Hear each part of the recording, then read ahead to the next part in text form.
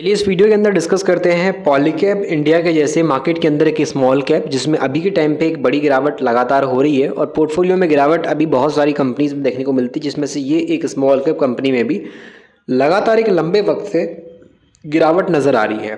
तो उस पॉइंट पे चलिए आज बात करते हैं पॉलीकैब इंडिया के जैसे एक बड़ी गिरावट में देखने वाला मल्टीबैगर स्मॉल कैप के बारे में, जिसके अंदर अभी बात की जाए तो एक बड़े इन्वेस्टर के पॉइंट से या फिर फंडामेंटल के पॉइंट से बात की जाए तो काफ़ी लोग अभी ध्यान दे रहे हैं। तो चलिए उस कंपनी के बारे में डिटेल में चर्चा करेंगे, कंपनी के बारे में और अच्छे से समझेंगे।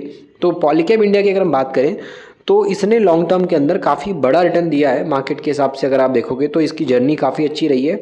इन्वेस्टर ने इससे जो है एक बड़ा जो लॉन्ग टर्म के लिए लोग जो सोचते हैं रिटर्न मिले, वैसा रिटर्न 2019 से 2024 तक कमाया है, जो कि 1068%, यानी कि मोटा माटी बात की जाए तो 10 गुना पैसा इन्वेस्टर का इस कंपनी ने पिछले 5 से 6 साल के अंदर इन्वेस्टर को निकाल करके दिया है। लेकिन इसके जैसे एक पावरफुल कंपनी पॉलीकैब कंपनी भी अभी लगातार एक बड़ी गिरावट में है और अभी आप देखोगे 1 महीने के अंदर और 6 महीने के डेटा के अकॉर्डिंग एक बड़ी गिरावट इसमें आ गई है।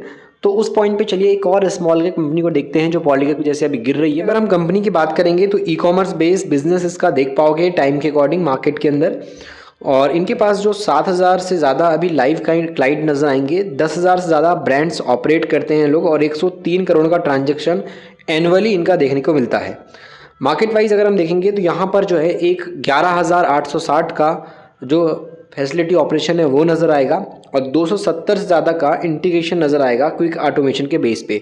ई कॉमर्स के हिसाब से जो ट्रस्ट करते हैं या फिर रिटेल मार्केट के अंदर जो क्लाइंट इनके नज़र आएंगे जिनके साथ ये मिलकर के काम कर रहे हैं, तो उसमें आपको यहाँ पर बोट का नाम नज़र आएगा, बोट नज़र आएगा, अर्बन कंपनी नज़र आएगी, मामा अर्थ नज़र आएगी। उसके अलावा बात की जाए तो यहाँ पर रिलायंस है, एमक्योर है और भी मल्टीपल कंपनीज आपको नजर आएगी, मिंत्रा देखने को मिल जाएगी, लेंसकार्ट है। तो लगभग अगर हम शार्क टैंक देखते हैं तो शार्क टैंक इंडिया के जितने भी जजेस हैं उनमें से जो जिनकी इंपॉर्टेंट कंपनी जैसे कि बोट की हो गई, अमन गुप्ता की बोट कंपनी हो गई, वहाँ पे बात की जाए तो मामा अर्थ का भी हमने जो है गजल जो फाउंडर थी उनका हमने कंपनी देखा हुआ है। ऐसे मल्टीपल कंपनीज है। लेंसकार्ट की बात करें, एमक्योर की बात करें तो नमिता थापड़ की कंपनी एमक्योर है। इस तरीके से और भी शार्क टैंक के जजेस में हम देखें तो लेंसकार्ट पीयूष बंसल का है। तो यहाँ पर आप देखोगे तो इन जज का भी यहाँ पे कंपनी का क्लाइंट नजर आएंगे, इन सब जजों का नाम बिजनेस वाइज नजर आता है कंपनी के हिसाब से। तो यहाँ पर आप देख पाओगे कि ग्रोथ वाइज इसने एक अच्छी कंपनियों को अपने साथ रखा हुआ है। तो उस हिसाब से फंडामेंटल और बिजनेस कैसा है उसको थोड़ा समझ लेते हैं। मार्केट के पॉइंट के हिसाब से कंपनी कैसी है उसको ध्यान से समझेंगे और क्या फंडामेंटल इसके लॉन्ग टर्म के हिसाब से काम के हो सकते हैं उन पॉइंट को थोड़ा सा ऑब्जर्व करते हैं। बात हुई है फरवरी 2012 के टाइम पे और ये जो है यूनिकॉमर्स ई सॉल्यूशन प्रोवाइड करने वाली कंपनी है, जिसके अंदर market wise e commerce business में जो है brands, sellers, logistic provider in सब के बेस पे इसका ऑपरेशन चलता है। मार्केट वाइज अगर हम बात करेंगे तो यहाँ पर ये वेयर हाउस इन्वेंट्री मैनेजमेंट का काम, मल्टी चैनल ऑर्डर मैनेजमेंट का काम और भी मल्टीपल वर्क करते हैं। इसमें सेलर मैनेजमेंट हो गया, पोस्ट ऑर्डर सर्विस हो गई, या पेमेंट के हिसाब से बात करें या मार्केट में देखा जाए तो कंपनी मल्टीपल तरीके से एक ई कॉमर्स बेस सारा सॉल्यूशन देने की कोशिश कर रही है। रेवेन्यू के पार्ट से समझे या कंपनी के कुछ और पॉइंट से देखेंगे तो ग्रोथ के हिसाब से इनके पास अच्छा खासा पॉइंट है कंपनी में, जो कंपनी बिजनेस कर रही है उस हिसाब से। अगर आप यहाँ पे देखो तो एनुअल ट्रांजैक्शन भी काफ़ी बड़ा है और क्लाइंट वगैरह भी इनके पास काफ़ी बड़े हैं। स्मॉल मीडियम बिजनेस इनके क्लाइंट के दाम पे नजर आएंगे, जिसमें क्लाइंट में आपको मैंने ऑलरेडी बताया कि बोट, लेंसकार्ट, मामा अर्थ, इमामी, एमक्योर जैसी कंपनीज आपको नजर आएगी इसके क्लाइंट के बेस पे। और रेवेन्यू इनका अच्छा खासा बढ़ रहा है, 107% के यहाँ पे मार्केट ग्रोथ के हिसाब से देख पाओगे। और इसके अंदर जो मार्केट प्लेस है, जो वेब स्टोर है, जो इंटीग्रेशन का काम है, उसमें ये बखूबी अच्छे से अपने बिजनेस को बढ़ा पा रहे हैं। तो उस पॉइंट को देखते हुए फंडामेंटल को कंपनी के समझते हैं और कंपनी के शेयर प्राइस की जो हिस्ट्री है अभी मार्केट के हिसाब से उसको एक बार हम यहाँ पर देखने वाले हैं। कॉमर्स सॉल्यूशन की बात करेंगे तो इसका जो मार्केट कैप है वो 1211 करोड़ के आसपास का नजर आएगा और मार्केट के हिसाब से करंट प्राइस अगर अभी देखो तो 118 का है, बट इसने जो है हाई लगाया था 264 के आसपास और इसका लो बना हुआ था 117 का। तो अपने ये ऑल टाइम लो प्राइस के आसपास यूनिकॉमर्स ई सॉल्यूशन अभी नजर आ रहा होगा। तो अगर हम 52 वीक लो प्राइस की बात करें या ऑल टाइम लो प्राइस की बात करें तो उसके अकॉर्डिंग काफ़ी बड़ी गिरावट इसमें आ चुकी है। आरओसी आरओई वाले पॉइंट में बात करेंगे 27 से 21% का है। इसके ऊपर जो आपको डेट नज़र आएगा ये 2 करोड़ 59 लाख का है। रिजर्व वाले पॉइंट के हिसाब से देखें तो 67 करोड़ के आसपास कंपनी के पास रिजर्व यानी कि बचत है। उसके कंपेयर में डेट काफ़ी कम नज़र आता है।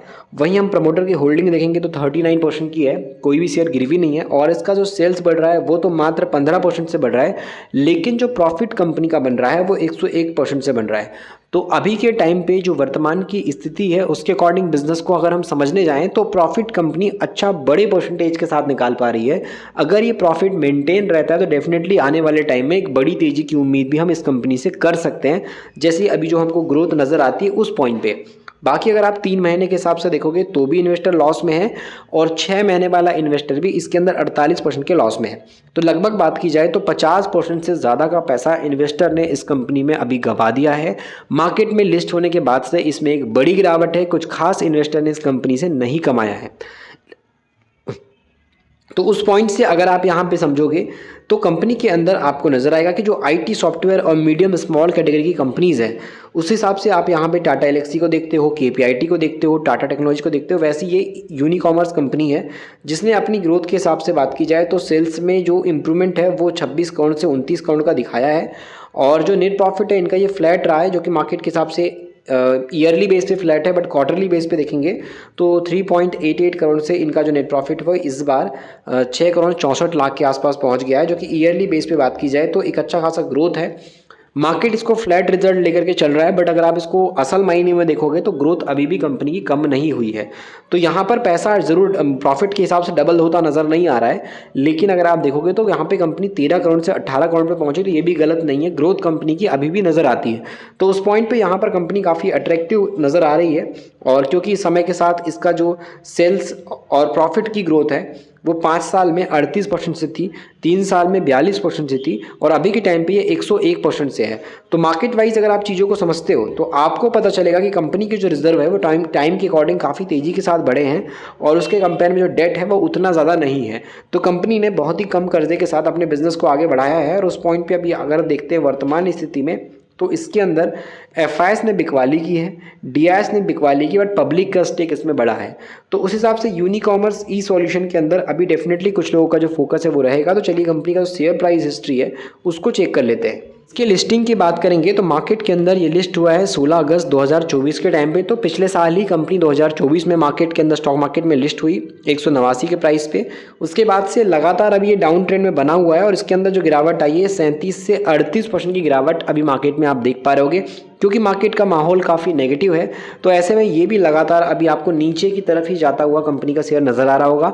तो यहाँ पर हमने जो डिस्कशन किया, जो कंपनी के बारे में बातें की, जो जितने भी हमने जो कंपनी के सेल्स, प्रॉफिट और बिजनेस को समझा है, उसमें आपको एक चीज़ ध्यान रखनी है, कभी भी किसी के भी बोलने से आपको कभी भी किसी स्टॉक को खरीदना नहीं है। हो सकता है कि आज आप कंपनी में गिरावट के बाद खरीदने का सोच रहे हो बट फंडामेंटल में कुछ पॉइंट चेंज हो जाए या फिर कंपनी कुछ बिजनेस में कुछ अच्छा कर ले, बुरा कर ले। तो उस हिसाब से अपनी खुद की भी रिसर्च इंपॉर्टेंट है, किसी के बोलने पे आपको ब्लाइंडली इन्वेस्टमेंट नहीं करनी है। मार्केट सीखना है तो ई बुक की लिंक डिस्क्रिप्शन में है, उस लिंक के जरिए आप मिडिल क्लास का स्टॉक मार्केट ई बुक को चेकआउट कर सकते हो। लिंक डिस्क्रिप्शन में वीडियो के मिल जाएगा, वहाँ से आप ई बुक को पढ़ सकते हो।